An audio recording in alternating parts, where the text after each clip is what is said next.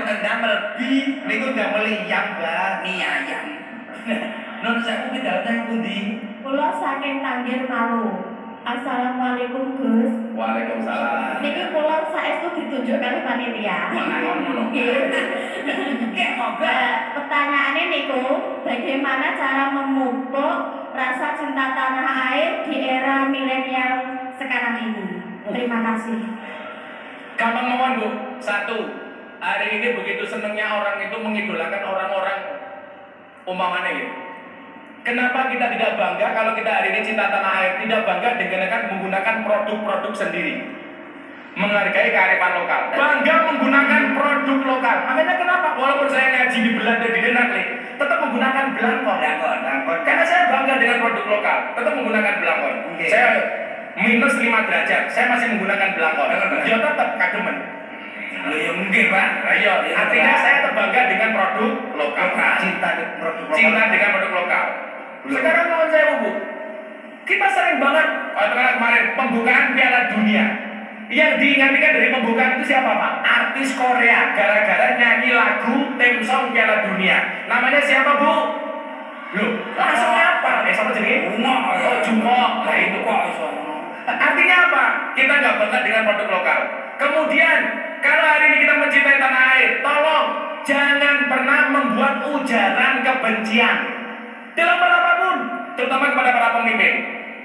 Kamu benci sama pemimpin, ada BLT, antri ngarep gini. Kalau kamu benci dengan pemimpin, ya nggak usah terima BLT. Nggak suka dengan pemimpinnya, tapi menerima BLT-nya. Kemudian, anak-anak muda hari ini menjaga persatuan dan kesatuan. Senang dengan kesenian-kesenian lokal. Makanya aku lagi nyuwun sewu, kayak bocah-bocah kita apa ini? Kayak Percil dan kawan-kawan ini termasuk prototipe anak muda yang menjaga kearifan lokal. Kudunya kamu bangga loh, duwe artis lokal kayak Kak Percil, mempertahankan tradisi-tradisi lokal, campur sari dan lain sebagainya. Sehingga nyuwun sewu, lagu-lagu kita tidak kalah dengan lagu-lagu K-pop umpamanya. Gara-gara seneng nonton drama Korea, mbak-mbak di Bojonegoro, coba penampilannya ikut-ikut artis Korea. Ya Allah.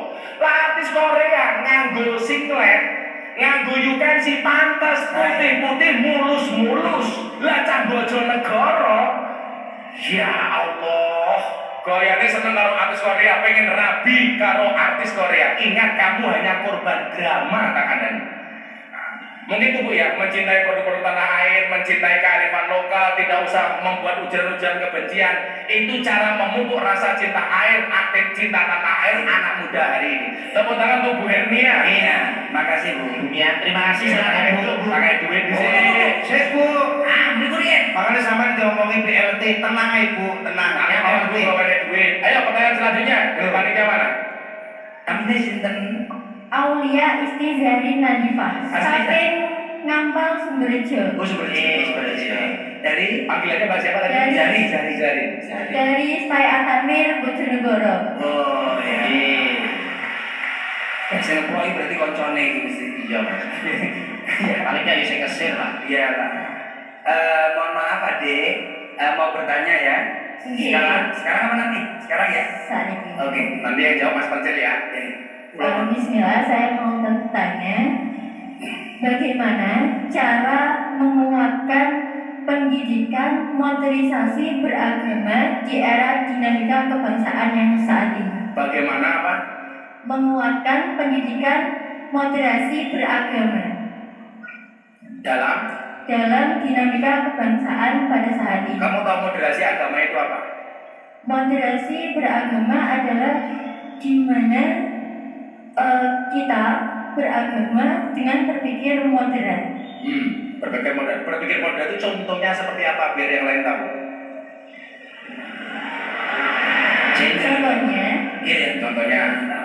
Contohnya adalah kita tidak memilih jalan radikal. Itu harus ngerti loh.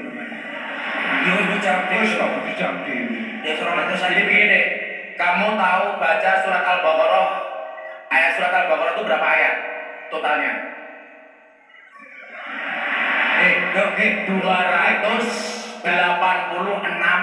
ayat. Nah, itu ayat yang tengah-tengah berarti nomor 143. Karena ayatnya kan 286. Coba kamu baca ayatnya itu apa? Wa kadzalika ja'alnakum ummatan wasaton. Bagi saya umat wasatiyah atau moderat itu hukumnya wajib. Artinya wasatiyah itu begini, kalau ini tongkatnya Gus Miftah, namanya wasat itu tengah-tengah. Tidak condong ke kiri, tidak condong ke kanan. Ini namanya wasatiyah. Contoh begini, moderat di dalam berbangsa. Saya mau tanya sama Zarin, mengkritik pemimpin itu sebenarnya boleh apa enggak? Boleh. Oh boleh. Tapi caranya pakai etika apa enggak? Caranya pakai etika. Pakai etika. Makanya kenapa ayatnya berbunyi apa? Wa tawassaw bil haq wa tawassaw bis sabr. Artinya apa? Ketika kita berbicara moderasi di dalam berbangsa, posisi kita di tengah-tengah. Artinya di tengah-tengah apa? Pemerintah baik, wajib kita dukung. Kalau pemerintah salah, ya wajib kita ingatkan, kita kritisi. Tapi dengan cara yang baik. Sebagaimana dicontohkan oleh Harun dan Musa ketika harus berbicara kepada Harun. Faqula lahu qawlan layyina. Harun, Musa, kalau kamu ngomong dengan Fir'aun, berbicaralah dengan bahasa yang lemah dan lembut. Nah, Harun dan Musa saja ketika melihat Fir'aun itu salah, dia tidak boleh berbicara kasar kepada Fir'aun. Nah, pertanyaannya sekarang adalah, kalau kita tidak sependapat dengan Pak Jokowi, kita tidak sependapat dengan Pak Kiai Ma'ruf sebagai wakil presiden, boleh nggak kita ngomong kasar sama presiden? Kalau jawabannya dari ayat ini tidak boleh. Kebijakan yang salah harus kita ingatkan, yang benar harus kita dukung. Dan saya biasa memberikan kritikan kepada presiden. Yang sering saya sampaikan, Presiden Jokowi membuat keputusan legalisasi miras, tentang legalitas miras. Gus Miftah orang yang teriak pertama kali ngumpul ke wartawan, saya bilang, mohon izin, mohon maaf Pak Presiden, saya Miftah Maulana Habibur Rahman menolak dengan tegas legalitas miras. Kenapa? Karena keharaman khamr dalam Al-Quran qat'i mutlak, tidak boleh, tidak bisa ditawar-tawar. Bagi saya Pak Presiden, minuman keras yang layak dan boleh dikonsumsi hanya satu, apa? Es batu.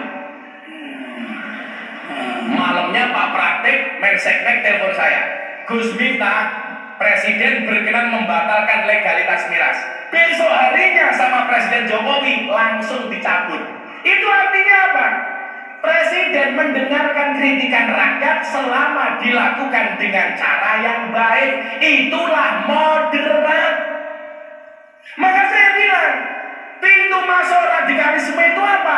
Kebencian yang berlebih kepada para pemimpin. Kita harus fair dong. Hari ini kan nggak bisa Pak. Orang itu kalau sudah benci dengan pemerintah, sebaik apapun produk yang dibuat oleh pemerintah tetap dibenci. Tapi kalau orang sudah senang dengan pemerintah, sejelek apapun dia tetap senang. Kalau saya posisinya wasatiyah, moderat, benar, saya dukung. Salah, kita kritisi. Buktinya soal miras. Waktu itu langsung di Twitter nama Gus Miftah trending nomor 2. Nomor 1 Wulan Guritno trending karena perceraiannya. Nomor 2 Gus Miftah menunggu berakhirnya masa idah Wulan Guritno. Nah, hubungannya kali ini miras. Udah tak mau tenanan. Santai Cil, hidup itu indah bila disertai dengan janda dan tawa. Santai. Demikian juga di dalam beragama. Di dalam beragama kita juga harus moderat. Tidak boleh ekstrem kanan, tidak boleh ekstrem kiri. Maka khairul umuri awsatuha. Sebaik-baik perkara adalah yang tengah-tengahnya saja. Nah, cara untuk menjadi pribadi yang moderat adalah carilah guru yang baik. Makanya kenapa Al-Quran mengatakan fas'alu ahla dzikri in kuntum la ta'lamun. Bertanyalah kepada ahli dzikir ketika kamu tidak menguasai sebuah persoalan. Kemarin di Qatar saya bilang, teman-teman di Qatar bilang begini, kebetulan kemarin Pak Islah, saya bersama teman-teman di Qatar, kita bikin acara di padang pasir di Qatar. Mereka bilang, kenapa hari ini kok di media itu condong banget pemberitaan tentang mereka? Salah satunya adalah karena pemilihan komunitas yang salah. Maka Gus Miftah selalu bilang, salah pergaulan lebih gampang dinasihati daripada yang salah milih pengajian. Makanya kalau kamu besok cari suami, carilah suami yang cinta dengan NKRI. Kenapa? NKRI saja dijaga, apalagi hatimu. Iya. Kalau hanya gara-gara ucapan itu Berarti mohon maaf, sekian banyak orang Kristen yang pindah agama hanya gara-gara halal bil halal. Padahal jenengan tahu, halal bil halal itu tidak pernah ada di Arab Saudi.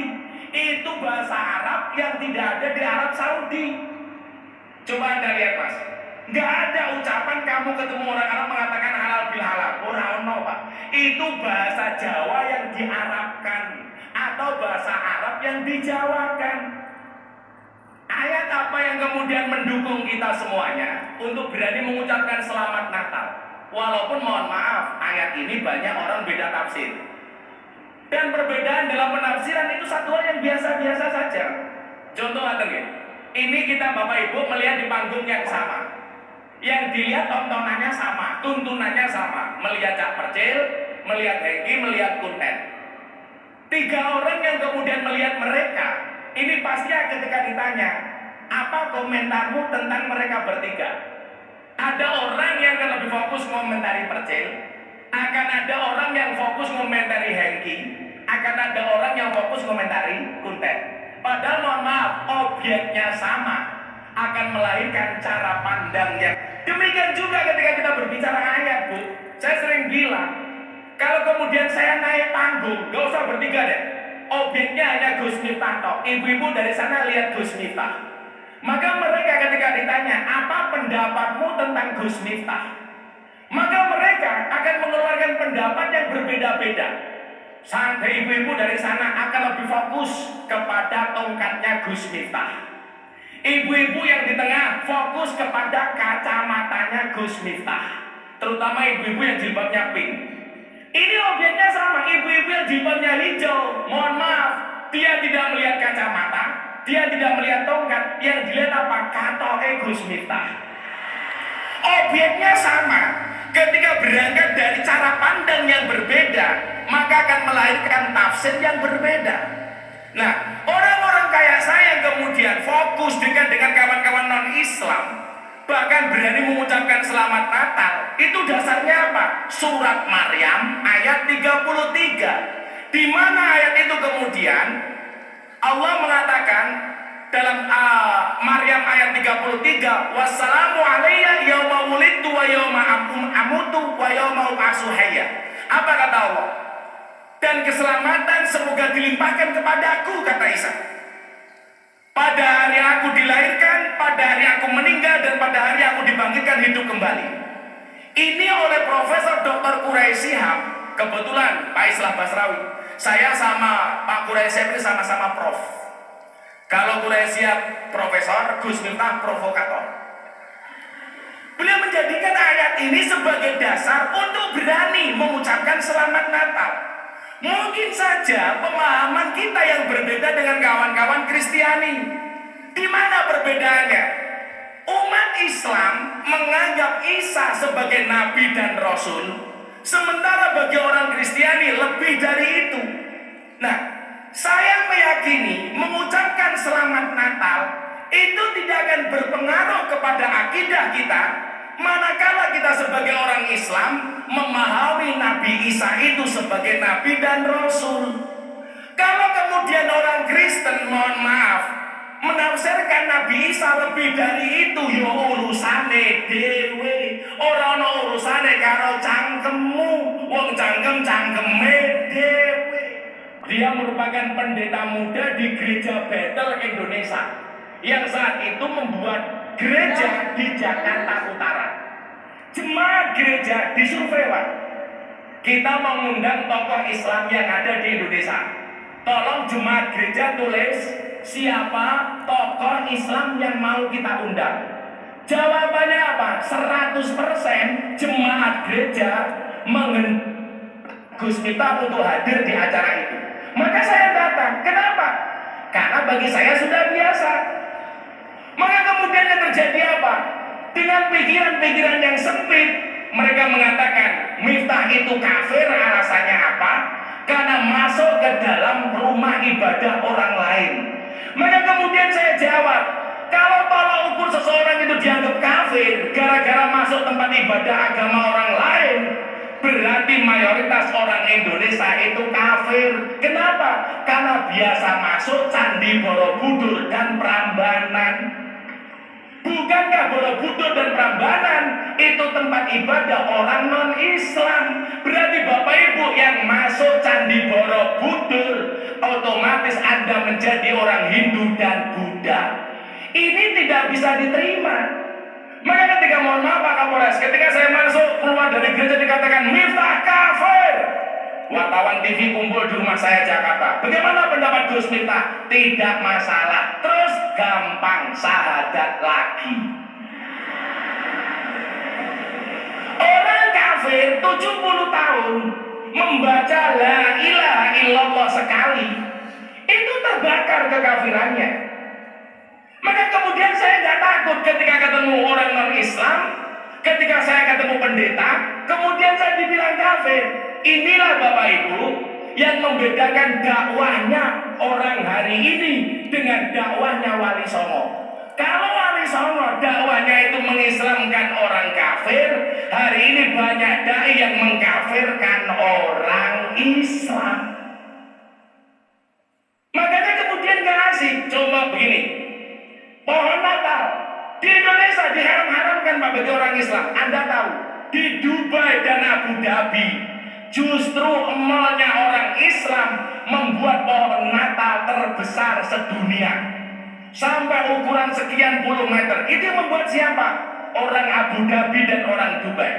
Lucunya lagi apa? Di Indonesia banyak orang Islam tidak berani menanam pohon cemara. Alasannya apa?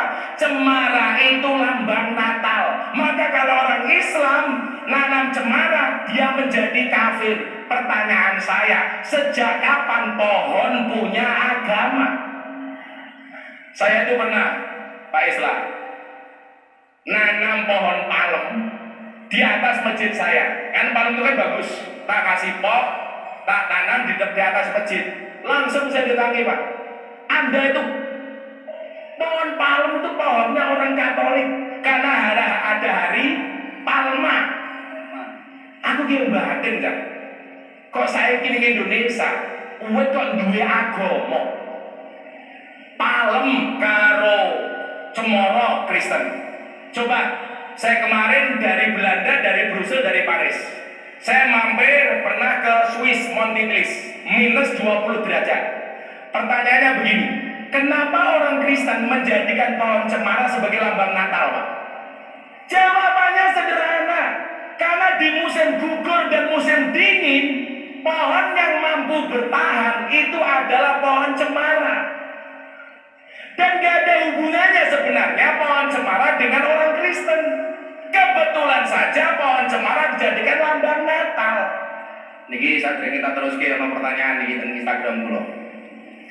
Nanti habis ini boleh bertanya. Satu pertanyaan tak kasih 500.000. Alhamdulillah. Alhamdulillah, lo takut. Gue takut deh. Ini ada pertanyaan menarik. Tolong Gus Miftah lanjutkan soal bekerja di tempat orang kafir. Coba kita lihat keterangannya dalam kitab Rawdatul Thalibin. Imam Nawawi mengatakan begini, soal uang yang dihasilkan atau gaji yang dihasilkan bekerja kepada orang non-Islam. Kalau tadi yang bertanya orang kafir, wes dianggap aja benar. Apakah itu halal? Imam Nawawi mengatakan, ya juju ayastajirul kafiru musliman ala amalin fi dhimmati kadainin wa ya juzu ayastajirahu bi'ainihi alal asah hurran kana au abdan. Ini jawaban Imam Nawawi terhadap orang yang bekerja pada perusahaan yang bosnya orang non-Islam. Ya juzu diperbolehkan ayastajirul kafiru musliman, bagi non-muslim menyewa orang muslim untuk mengerjakan sesuatu. Jadi hukumnya boleh-boleh saja kita bekerja kepada perusahaan yang bosnya ini adalah orang non-Islam untuk mengerjakan segala sesuatu yang masih ada dalam tanggungan. Sebagaimana orang muslim boleh membeli sesuatu dari orang non-muslim, dan diperbolehkan bagi orang muslim menyewakan dirinya, tubuh dan tenaganya kepada non-muslim, menurut pendapat yang paling sahih, baik dia orang merdeka maupun seorang hamba sahaya. Artinya apa? Ada keraguan. Saya pernah juga dapat pertanyaan begini Pak Handoko, Gus, apa hukumnya bekerja di bank? Saya dulu bekerja di bank, karena ada orang mengatakan hukum bekerja di bank itu haram, saya keluar. Dan sekarang saya menjadi pengangguran, keluarga saya lontang-lantung. Tak jawab, ngopo wis duwe pekerjaan kok dadak metu gara-gara terprovokasi bekerja di bank itu hukumnya haram. Kalau Anda mengharamkan bank, kamu transaksi ya jangan pakai uang, karena uang itu produk bank. Berarti kalau kamu jangan menggunakan uang tapi barter. Aku tuku jilbabmu tak bayar nganggo kacamataku, kowe tuku kacamataku mau bayar karo sempakmu, kuwi jenenge barter. Jadi asal pembuatan dos kerja ning bank oleh. Kalau hanya kamu mengharamkan bank, ya produksimu jangan menggunakan uang, karena uang itu produk bank. Contoh sekarang Pak, orang tidak istiqomah mengharamkan rokok, tapi menerima cukai. Orang gelem karo rokok, tapi gelem karo cukai nih. Coba dilihat konsistensi Mbah Hasim. Kalau Mbah Hasim Asari itu konsisten Pak. Dia tidak mau disebut seperti orang Belanda, maka beliau menggunakan dalil man tasabbaha biqaumin fahuwa minhum. Barang siapa menyerupai sebuah kaum, maka dia termasuk dari golongan kaum itu. Orang Belanda transaksi menggunakan gulden, Mbah Hasim ditagih pajak, maka Mbah Hasim tidak mau bayar pajak menggunakan gulden. Dia mengatakan kepada orang Belanda, kalau kamu mau pajak dari saya, silahkan ambil barang-barang saya, silahkan ambil beras saya, silahkan ambil kelapa saya, silahkan ambil tanah saya. Beliau tidak mau membayar Belanda dengan menggunakan gulden, karena beliau istiqomah. Dia tidak mau menyerupai orang Belanda. Kita hari ini mengharamkan bank, tapi jual beli masih pakai uang. Kita mengharamkan rokok, mohon maaf, tapi masih menerima cukai. Mengharamkan rokok, tapi masih lewat jalan tol. Padahal jalan tol itu dibayar pakai pajak rokok.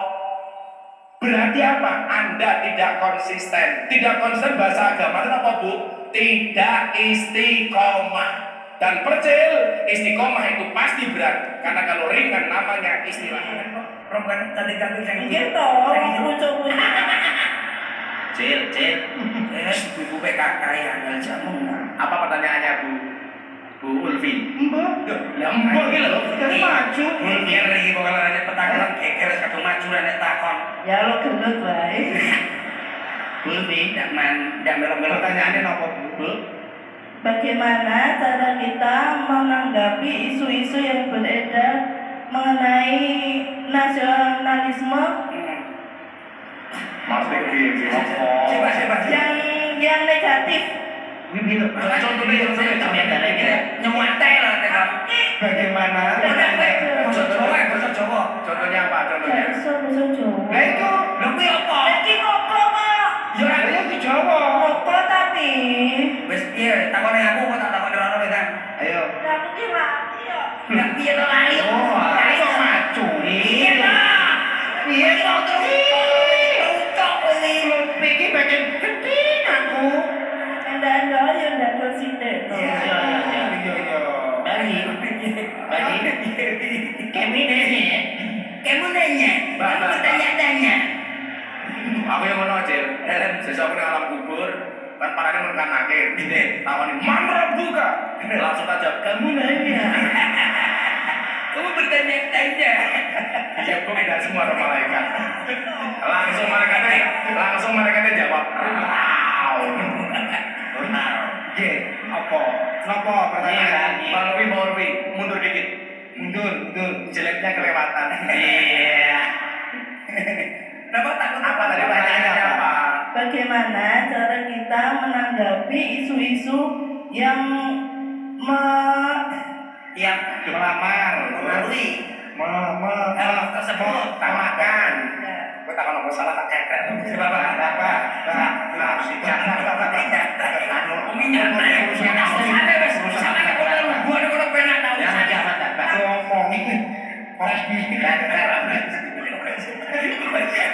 Sampai tapi saya kopo. Alon-alon Mbak, alon-alon. Gini. Takon apa? Aku kira lali. Wis to. Ini cu. Saya tuh maju lali. Aku tidak siap kok. Tuh, ya aku kan maju gak siap. Ini bingung. Pilih kok. Dan Bagaimana? Wes pertanyaan apa terserah. Kita menghadapi isu-isu nasionalisme yang negatif gitu loh. Nasionalisme negatif ya apa? Yang bukan jelek gitu loh. Apa contohnya? Contohnya apa ya? Mana kok dia lelek kan tadi? Karena saudara di LLM gitu. Jadi begini ya, mungkin pertanyaan dia adalah bagaimana menanggapi isu-isu orang yang mengatakan nasionalisme tidak ada dasarnya, mencintai pemimpin tidak ngono karena ngono kuwi. Pokoknya sejelek-jelek tentang negara. Tentang negara. Contoh jelek tentang negara itu mencintai negara tidak ada dasarnya. Pak, kemarin Jumat saya Jumatan di Doha. Jadi sebulan ini Jumatan saya istimewa aja. Tanggal 1 saya Jumatan di Mekah. Seminggu kemudian saya Jumatan di Amsterdam. Minggu kemarin saya Jumatan di Doha. Hari ini saya Jumatan di Jogja. Lah, pas di Doha itu khotibnya ngomong soal apa? Kalau kita di Indonesia Pak, resolusi Mbak Hasyim Asyari mengatakan apa? Hubbul watan minal iman. Ternyata di Doha itu ada bahasa hubbul watan minad din. Khutbah yang disampaikan oleh sang khotib waktu itu adalah tentang hubbul watan minad din. Mencintai negara, tanah air itu bagian dari agama. Artinya apa? Kalau ada orang yang mengatakan nasionalisme itu tidak ada dasarnya, jelas omongan orang ini tidak bisa dipertanggungjawabkan. Ajaran mencintai negara itu tidak hanya ada di Indonesia, bahkan dilakukan oleh Kanjeng Nabi. Makanya ketika Nabi Muhammad dari Mekah ke Madinah, pertama kali beliau masuk kota Madinah, beliau mengangkat kedua tangannya kemudian berdoa, Allahumma habib ilainal Madinah kahubbina ila Makkah al-Asad. Ya Allah ya Rabb, anugerahkanlah kepadaku untuk mencintai kota Madinah sebagaimana aku mencintai kota Makkah. Pertanyaannya, kenapa Nabi Muhammad mencintai tanah Arab, mencintai Makkah Madinah? Jawabannya adalah karena Nabi Muhammad lahir di Arab, hidup di Arab, besar di Arab, berjuang di Arab. Maka Nabi Muhammad mencintai tanah Arab. Kenapa kita harus mencintai Indonesia? Karena Mbak Ulfi lahir di Indonesia, hidup di Indonesia, besar di Indonesia, mati dimakamkan di Indonesia. Itulah alasan kita kenapa mencintai Indonesia. Ono fi. Mun mawon ki wis kesel kula. Wis jam berapa sih? Sampeyan ki kene. Kayak sita Pak. Oh, Mas satu ya satu lagi. Sakit Pak kok puasa. Nimpun ngentosi Pak mesane. Tidak nggih. Assalamualaikum warahmatullahi wabarakatuh. Waalaikumsalam. Murah senyum koyo bojoku aja. Mbak siapa namanya? Saya Heni Syururin. Siapa? Heni Syururin. Eni Syukurin. Panggilannya Heni. Eni Syukurin. Sampeyan jenenge kok Eni Syukurin iki lho. Heni Pak. Heni siapa? Iya. Apa Mbak Eni pertanyaannya? Perpecahan toleransi Pak. Kan kita kan toleransi itu kan sangat penting ya. Kok perpecahan toleransi Iya. gitu? Kan maksudnya pendapat orang tentang toleransi itu yang mengakibatkan perpecahan. Oh iya. Nah, bagaimana itu pendapatnya? Mesti kan sekarang itu banyak akibat toleransi, salah memahami toleransi, akhirnya bacok-bacokan, akhirnya tidak ngoten iku. Puncak toleransi adalah saling mendukung. Sebagai orang Islam, saya mendukung Anda orang Kristen untuk menjadi orang Kristen yang baik. Dan tolong orang Kristen dukung saya untuk menjadi orang Islam yang baik. Puncak toleransi itu adalah ketika saya memfasilitasi Pak Handoko membangun gereja dan Pak Handoko memfasilitasi saya untuk naik haji. Puncak toleransi itu adalah ketika saya mendukung sahabat saya Kristen untuk menjadi Kristen yang taat dan baik. Maka mohon maaf, saya nggak setuju dengan penutupan gereja. Kenapa? Karena gereja itu fasilitas untuk menjadi orang Kristen yang baik. Maka Anda orang Kristen, silakan masuk gereja supaya Anda menjadi orang Kristen yang baik. Kalau Anda menjadi orang Kristen yang baik, maka saya akan menjadi orang Islam yang aman. Tapi sebaliknya, sebagai orang Islam, saya mendukung Anda untuk masuk masjid dan menjadi orang Islam yang baik. Kenapa? Karena kalau orang Islamnya baik, insya Allah orang Kristennya juga aman. Maka ingat, orang Kristen di Indonesia itu bukan sebagai musuh, tapi sebagai partner dalam kebaikan. Mudah-mudahan Allah membaikkan kita dan bangsa Indonesia. Amin Allahumma amin. Hasbi Rabbi Jalallah ma fi qalbi ghairullah. Nur Muhammad sallallahu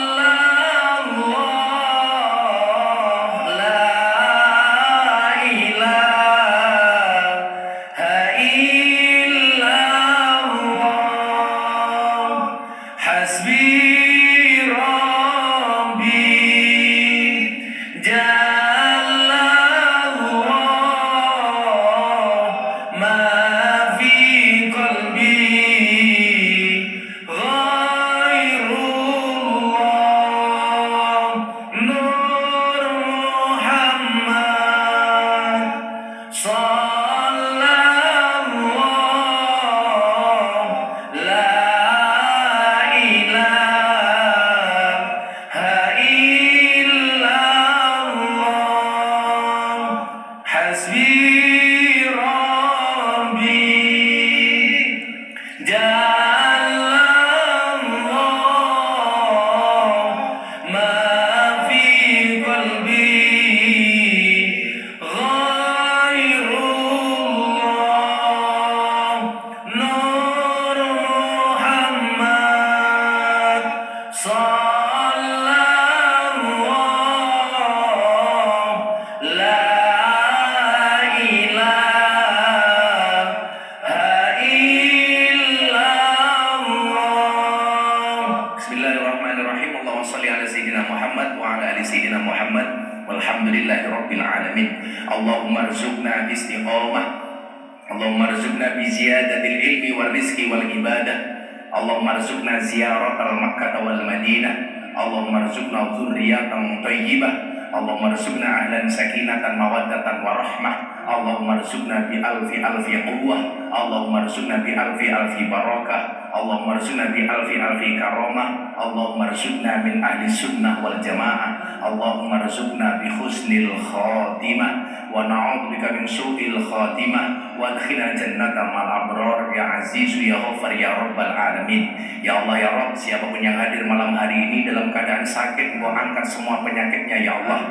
Siapapun yang hadir dalam keadaan sedih, Engkau gembirakan ya Allah. Siapapun yang hadir dengan segala hajat, cita-cita dan doanya, Engkau kabulkan hajat, cita-cita dan doanya ya Allah. Berikan kepada kami kebaikan di dunia ini ya Allah, dengan kehidupan yang layak, ekonomi yang mapan, pekerjaan yang lancar, keluarga yang sakinah, keturunan yang soleh solehah, dan kehidupan yang istiqomah. Berikan pula kepada kami kebaikan kelak di akhirat. Jauhkanlah kami dari siksa kubur, jauhkanlah kami dari siksa neraka, jauhkanlah kami dari siksa di padang mahsyar, dan jadikan akhir hidup kami husnal khotimah. Rabbana atina fid dunya hasanah fil akhirati hasanah wa qina adzabannar walhamdulillahi rabbil alamin.